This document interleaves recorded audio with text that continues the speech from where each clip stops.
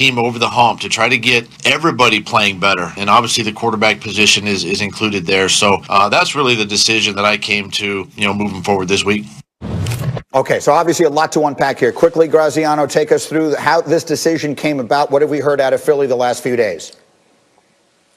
Yeah, based on what I heard yesterday, Doug Peterson is trying to find a way to spark his team, see if he can get them playing better, and nothing with Wentz has worked. I mean, they've given him all the rope they could possibly have given him, all the help they could possibly have given him, and nothing has clicked. So they're at the point now where they feel like they have to try this to spark. They're a game and a half out behind the Giants in Washington, so they haven't given up on the season yet.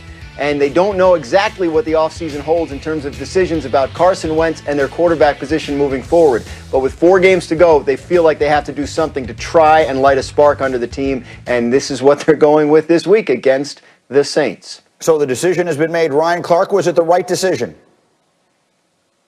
It was absolutely the right decision. I mean, the only thing scares me is when I think about Jalen Hurts playing against the New Orleans Saints, I keep envisioning James Brown singing "I Live in America" and Apollo Creed dancing around the ring right before he's about to play Ivan Drago. And it's like, we're all excited. Rock is walking out, Rock is smiling, and then you realize, oh, hell, he really got killed.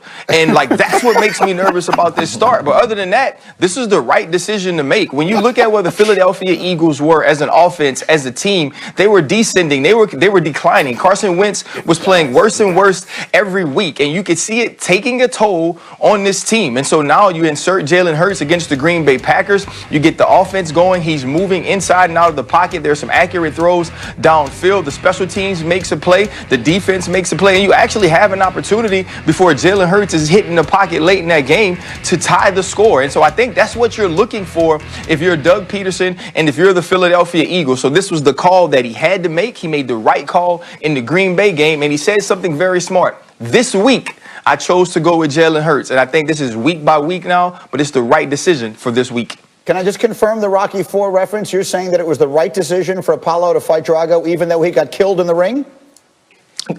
Absolutely not. I'm just saying that's how I feel about him walking into the stadium to play against the New Orleans Saints. We're all excited. Sure. That's the things up with all these details. We're coming down the thing. I just need to make sure. Yeah, Greeny. It's so rare that I understand the references on Wednesdays that I want to make sure that I have this one right. Okay, Nick, did they make the right decision in Philly? I think they absolutely made the right decision because, like Dan said early on, they've tried everything else. Right now, I don't think the decision they made is we're going to Jalen Hurts as much as the decision was we're going to give Carson Wentz a week to rest, a week to physically, mentally, emotionally take a break, and maybe he will come back refreshed and be better because I don't think the answer long term here is going to be Jalen Hurts. But I do want to commend Doug Peterson on something because the last 3 weeks, I think it is, we had clips from Doug Peterson doing these ridiculous Pootie Tang press conferences where he says a bunch of noises but doesn't make any sense. And so I'm so proud that he came out here and just kept it real. He looked at us, we looked at him, we all saw Carson Wentz, and he said, Sarate, we got to move on, give it to Jalen Hurts. It made sense, finally. A more traditional reference. I don't understand it. Okay, Desmond, let me come to you here because you obviously cover the college game for us. So you've seen Jalen Hurts. You've seen a lot more Jalen Hurts probably than all the rest of us. What is your expectation for him if he gets the last quarter of this season? The one thing that we understand and we know about Jalen Hurts is that he is a competitor. I mean, he's a team guy. He showed that when he was at Alabama and he got and Tua took his seat. And then when Tua was struggling against Georgia, he came in there and won the game for Alabama. So we know that he's a mobile quarterback, very strong, built like a running back, works out like a linebacker, but he can make some throws, he can take some hits, and he's smart. So the competitive nature in Jalen Hurts is going to, I think, help him succeed. Now, they were talking about the boxing references and talking about Carson Wentz. I have a boxing reference for Dominique and RC too. See, Carson Wentz is Bootney Farnsworth, and the NFL, they're like for the street black. And what Carson Wentz lacked was confidence. So what Carson Wentz needs, he needs a Sidney Poitier to come in there and hypnotize him to get him back to where he used to be, so then he can go out there and compete. Because right now, for the street black, is beating the hell out of Carson Wentz, who is booting Farnsworth. Okay. That's exactly what I expected. All right, we will take a short thought on. We'll get back to the NFL, and we'll find out whether we think we've seen the last of Carson Wentz in Philadelphia as we continue. But let's now turn naturally to Michigan and Ohio State. The annual rivalry game has been canceled due to an increase in COVID cases within the Michigan program. Due to Big Ten rules, if the Buckeyes do not play a game this week, they would be ineligible to play in the conference title game. Here was their coach, Ryan Day, yesterday. You know, we have to take a hard look periodically at all this stuff.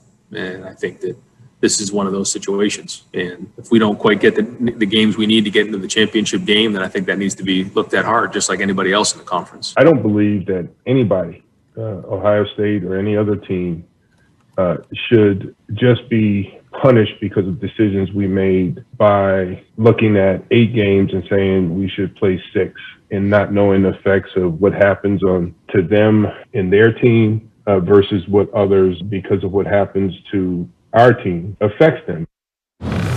All right, Heather and Paul got up with us early here along with Desmond. And Heather, here it finally is. We've been talking about this possibility, it feels to me like, for quite a while, and now it is in front of us. Ohio State doesn't have a 6th game on its schedule right now. That can only change today, right? Wednesday is the deadline that they would add another game. So tell me what we should expect to happen today for Ohio State.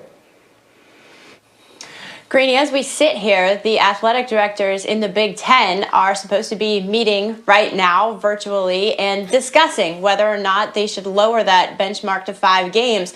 I think that the chances of that increased yesterday because it seems a lot more difficult for Ohio State to find an opponent in the Big Ten to replace Michigan. And I say that because within hours of Michigan canceling, Purdue announced that it was canceling its practice on Tuesday. And just when it looked like Indiana might be freed up to play the Buckeyes, Indiana canceled its practice on Tuesday. So the Big Ten can certainly get creative in its scheduling. Maybe they say, hey, why doesn't Maryland play Ohio State? And they can make up that game that was canceled. But then what do you do with Rutgers? So I think it's on the ADs right now to talk it out, see what the best option is, and they could certainly decide to change that rule. Paul, what should they do? I think they should find Ohio State a game. That way they don't take all the heat about changing the rules, even though that's not really a big deal, as we've said here a couple of times. It just makes more sense. Give Ohio State a legitimate route into the Big Ten championship game. It really is fairly simple. So you're worried about hurting feelings. The Big Ten has hurt feelings from the beginning. When they shut down, they made everybody mad. When they came back, they made some people mad. That should not be the issue any longer. You have to be flexible. And I don't know why it has taken until Wednesday to get this figured out. I know Heather said, and she's correct, that the Big Ten athletic directors have to meet today. But, I mean, Greeny, I think we started talking about this 10 days ago. How come we're ahead of the Big Ten on what they should be doing? Yeah, I mean, look, this has been a problem all the way through. Now, again, they're up against it. Desmond Howard, how do you think this should play out? I think that they should try to find Ohio State a game, and I think that they will find Ohio State a game. When you look at the comments coming out of the Big Ten from different athletic directors, you can tell that everyone's trying to finagle a way to figure out how can they get Ohio State into the Big Ten championship game, because they want to get them into the college football playoff, because that's the Big Ten's best team. Even Barry Alvarez, Wisconsin's athletic director, he came out publicly and made that same exact statement last week. So it's not like they haven't thought about this last week or before this. They understood what was ahead of them. They knew what was coming. They've seen how many teams have had to cancel practices and games because of COVID. So they knew what was looming around the horizon for the Buckeyes. I believe that they're prepared for this and that they will make a statement at some time today. Heather, you know what the whole world went crazy talking about yesterday. Ohio State doesn't have a game this weekend. They're 4 in the country. Texas A&M doesn't have a game this weekend. They're 5 in the country. There's literally no chance of that, right? Okay, so as we sit here in a pandemic and it seems as if anything is possible, I'm not going to completely eliminate it, but it's a rule in the Big Ten that you cannot play non-conference games to fill out these schedules. I would be shocked if they did that and changed that at this point. I want to say there's literally no chance, but again, look, we saw BYU travel 2,000 miles to play Coastal Carolina. But look, it's a rule. They can't play non-conference games. Paul, should it happen? I got 30 seconds. Paul, should it happen? I would love to see it happen. There's not that many great college football games this weekend, Greeny. I mean, other than the Army-Navy game, all the contenders are pretty much gone. So it would be fantastic. But Heather is 100% correct. The odds of it are infinitesimal, maybe below that. Yeah, again, it's the